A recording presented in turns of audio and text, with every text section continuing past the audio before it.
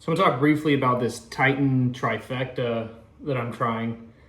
They kind of sold me on it. I watch YouTube and stuff. Mike O'Hearn is like the buffest natty in the world. He's the buffest guy that claims to be natty. And I watched this video where his doctor, I guess it's this Titan clinic. He's like, yeah, I do his blood work every month. I've never seen super physiological testosterone. And so, I perked my ears up, because I want to be natty. I want to be buff. I'd love to look like Mike O'Hearn, but there's no way. So I look at it. So, I perked my ears up and I'm like, what does Mike O'Hearn take? And he lists the peptides that he takes. And he lists like a few things that are really specific to the Titan clinic. The Hercules potion, the Titan Complete, which I have now. And then this like pre-workout Titan thing. So I tried them all. I tried the Hercules potion for a week. I really like it. I think it has like L-carnitine. I can see L-carnitine, glutamine, taurine. And I take it, citrulline. These are all things that in my non-stimulant pre-workout. So you take it like as an injectable intramuscular. I make my wife do it. She hates doing it.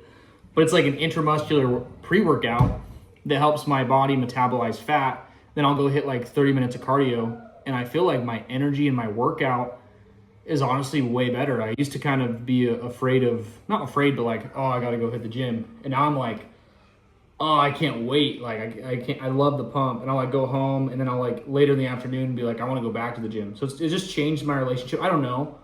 Part of it's that I've been going to this Trinity gym on Blackstone that's so much better than Planet Fitness. Like the pump is just so different. The equipment's so different. I don't know which one it is, but now I love going to the gym.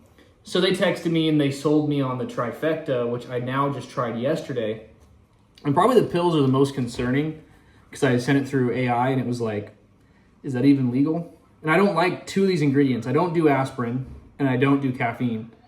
So they kind of sold me on that. I'm not even like sold. I was just like, bro, I'm chubby and I'm sick of being chubby. So I'm just going to try what you say. So it's got ephedrine, caffeine, aspirin, chromium, cyanobalium, whatever that is. I think you have to get a prescription, according to AI, for ephedrine because it like raises your base metabolism by speeding up your blood. And I've done some research on it online. It says it's not good long term because you're going to get a sensitivity to the caffeine and the aspirin. And again, I hate taking aspirin. Sorry, my kids swimming, so I just gotta make sure they don't drown. They're wearing life jackets, but I didn't hear them for a second. So I just want to give you like my opinion on what happened. Like I took all three of these yesterday. So I took the Hercules potion, the Titan Complete, and this is like an amino acid blend that's supposed to help your metabolism and your recovery. So who knows, that might just be placebo for me feeling it in one day. Hercules potion, I take it out anyways. So it's probably mostly these pills. But I took all three of these yesterday and I was just honestly wired, like my like way more than just like enclomiphene and having higher testosterone for a day. I felt like my heart was beating faster. I did feel really focused and alert. It was almost like an anxious feeling because I didn't like that feeling. Again, I don't like caffeine. I don't like aspirin for a reason. So I don't know. It's a little bit too much for me, to be honest. But I bought it and it was like $600 for the Trifecta. So I'm going to keep taking it for the whole month, and I guess that'll be the update towards the end of the month if you want to know how it went for me. I should give you guys like a physique check, but my AI keeps creating shorts, and I'm not really trying to have a short online of me shirtless until I'm buff. And then in other news, like I'm really still doing a ton of research on oral TRT. I was mentioning it before. That doctor wouldn't give it to me. He's like, look, you're under 30. I don't want to give you oral TRT, basically, unless you go and see an endocrinologist or a urologist to like make sure, like, why is your testosterone low? The blood test I sent him, my testosterone's at like 340, which is technically in that range. It's 300 to 1,000. But I'm like, bro, I've been taking enclomiphene at that point for 2 months. So it's probably really 250. I'm just getting it up to 340. I'd like it to be at like 700. But, and the reason the oral TRT is interesting is I keep seeing all this research that it's no longer liver toxic and it spikes with your natural spike. It goes up in the morning and down at night. Whoa, chill, bro. I'm not cold. I'm warm now. Good for you. Stand in the sun. I'm dry now. Yeah, just stand in the sun. So you don't get those like super physiological 1,500 nanograms per deciliter of testosterone all day. It's like it's up in the morning, and maybe it gets up to 1,000, then it's down in the afternoon, just like your normal spikes are. So it doesn't have the same effects, like all the negative side effects. And most importantly for me, to the research I've seen, primarily the best video I saw on this was from I think it's like called Maximus Protocol. I got clomiphene from them in 2022, but now they have this TRT plus protocol where they're giving you clomiphene with this oral testosterone. And he's saying, hey, injectable testosterone lowers your personal production by 99%, right? You're not going to have the LH and FSH, whatever the other one is. Whereas the oral testosterone only lowers it by 50%. So you're going to stay fertile. You're going to have your natural production, and clomiphene is going to boost that even more.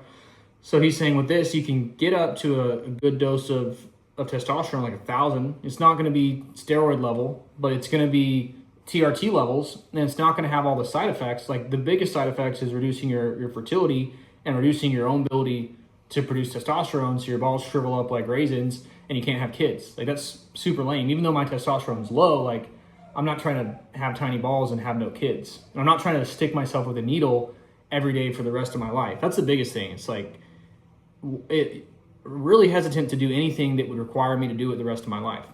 But oral TRT seems to be a good solution for that. So I don't know. I'm meeting with like a local clinic on Tuesday to see if they have oral TRT.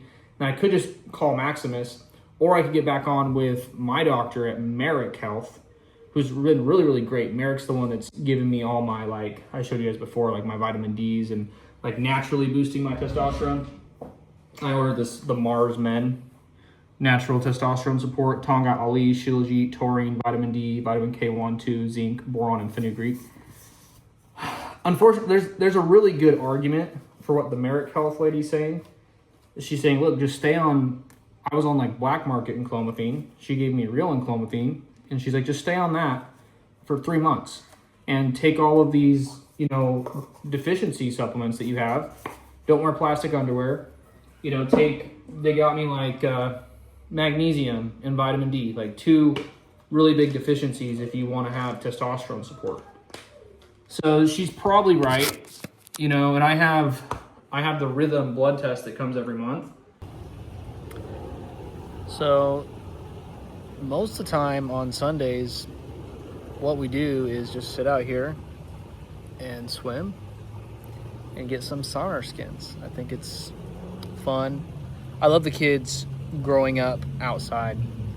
I actually saw a study or a philosophy in college, I remember, where basically insinuated that kids should be raised and educated in the outdoors until they're like 12 or 14, and then you get them into math and reading and writing and all the technicals. But like before that, you just show them nature, and you use nature as the teacher, which in a way is using God.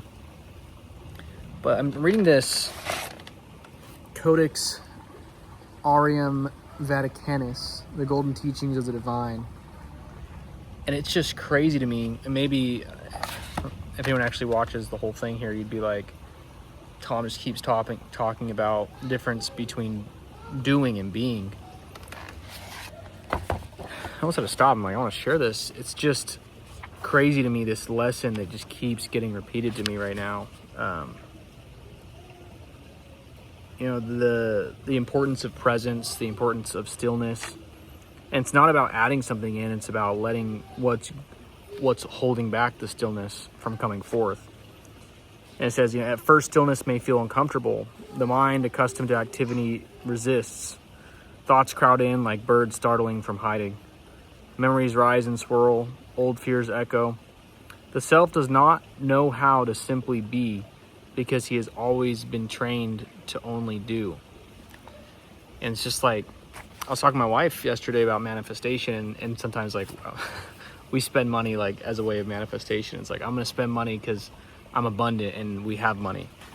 And what I realized is like, it's one thing to say that, and it's one thing to spend like that, but to actually manifest properly, you have to bring your whole nervous system into it.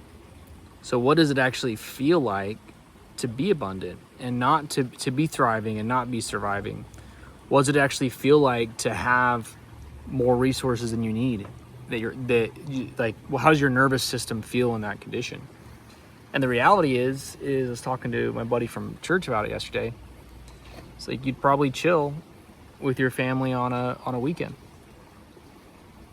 You'd probably take things slower and enjoy your time. And you wouldn't always be trying to prove and do and earn your worthfulness, right? Whatever the opposite of worthlessness is, right? How was state conference? It was beautiful, man. They went over a lot of great things, being kind at the heart and greeting everyone with love. What do you think, Marquise? Dude, it was amazing. We had a lot of guest speakers in there. One guy covered a really good topic tonight, and it was in regards to the church and how we should conduct ourselves and others. And it kind of brought everybody together. It goes the same as in the world. The world is very divided, and having somewhat of a motivational speaker and someone that can be the voice of many of the church, something they've been wanting to discuss for a very long time, and I'm kind of glad he did that. So it made the church come together as a whole and cover the gap. What was the gap? The gap was the division and them wanting to bring this conversation up for a long time, but no one ever had the courage to say it. Like last night at the state conference, they brought the same conversation up last night, and one of the guest speakers said, literally, we've been thinking about this for a long time, but you were the first one to have the courage to do it. It was about blacks in the priesthood? Mm-hmm. What did they say? So basically, they were like, they wanted to stop racism and division at the church. They were like, in order to be a vessel or in order to go out and do God's teaching, you have to become a person that would be in alignment to actually go out and do his works. So he said, make yourself better first, and then everything else will follow. What's that have to do with blacks? So I didn't specifically say black. I was kind of piggybacking off what you said, but he was going more so over the division in the church with racial inequalities or people feeling certain types of ways of other people speaking. Because I feel like they did it because it was a black speaker that went up and spoke last night. And it was funny how they spoke about all of that before he came up and talked. And when he was talking, I was like, oh, that's why they did that. But it was a pretty good. So their point is if you're bothered by like the racial division and the blacks and the priesthood and stuff, worry about yourself. Fix yourself first. Yeah, fix yourself first. And that's what I meant by in the beginning when they were like, make yourself better first. Because how can you be a child of God when you have resentment for your fellow brother, no matter how they look? And that's basically what he had it wrapped around. And what else did they go over last night? Keeping church members interested, excited, and ready to go every single Sunday. He said oftentimes he'll see people come to church, they'll fall off, and after 2 or 3 weeks, they feel like it's okay, like we lost them, never follow up with them. So he was really going into details about following up with people that's been recruited to the church, whether they came one time, figure out why they didn't come, what they didn't like about it to make the church better. Also, the seniors of the church, he said that we should reach out to the seniors as well, and the bishop never really contacts them as much, and they feel like kind of a lost relic in the church. So give them more roles, that way when they're home alone, they can feel important as well and feel appreciated by the church. You excited for your baptism? Yeah, March the 8th. It's going to be at, you can say the location. Bro, it's the same day as daylight savings. Really? Sweet. Wow. It's the first day of the season. That stands for That something. means money's coming your way, bro. I'm super Money and excited. blessings. And doing a lot of teachings. The elders will not leave me alone, so I have no choice but to do a lot of teachings. Actually, Lot of study. tomorrow. Will probably text me right now as we're doing this podcast, but yeah, I would say it was really inspirational. Also, gave her only another good one. Bro, we could just baptize you in the pool. It'll be better than mountains. Have we found a spot yet, though? No. We got some locations, though. I mean, this is like, if you found this in the mountains, you'd be like, whoa. You would not find this. There's in a the mountains. koi pond and redwood trees. This is better than the mountains. Technically, we could do it here, but a lot of members do want to come. Like, even when we were at church today, like, I finally met him. I forgot his name. Mr. Crap, I just got his name, but he served the mission in São Paulo, Brazil. Him and his wife. You know their name? His first name's Thomas. Thomas. Saldivar? I think so. He's like probably 60 or so. Yeah, like 60. They got solar with us. Oh, really? Yeah. Sweet. They got like a really good deal because I tried to do Thrive and then Thrive didn't work. Oh, Thrive. That's Robert Bassett. Oh, no. I think this is it. Yeah. No, his first name's Thomas. Thomas? Yeah, What time so did we he get out of told church? me. Well, that's part of the thing is like I've been going to mountain spots and like where are you going to find somewhere where like 5 people can park Yeah. and walk out? I went and looked. I found like a decent spot. I took a picture, but the river's only 2 feet deep. So like the reality is like if you want the nature vibe and for people to easily be able to come, this is probably something we should consider. The pool would be nice. I guess the members would be able to park in the front Right. and actually walk back here and have somewhere to sit at. Right. A lot of people want to witness it. Right. Peaceful out here. It is peaceful. This place is a little slice of heaven. It makes you feel famous. Maybe this place was made for your baptism. Literally. Maybe. We'll think about it. I'll talk to the bishop. That would be different. That would almost be wild. be more controversial. Because if you're in the mountains, you're like, oh, I'm with nature. If you're at a pool, you're like, I just don't want to do it at the church. But the church is like, respectfully, mid. Yeah, It's like- very mid. The font is like, it's like old carpet and tub. it's like a tub and like it just feels so Mormon culture-y. And I want my baptism, if I could redo it, I want it to feel like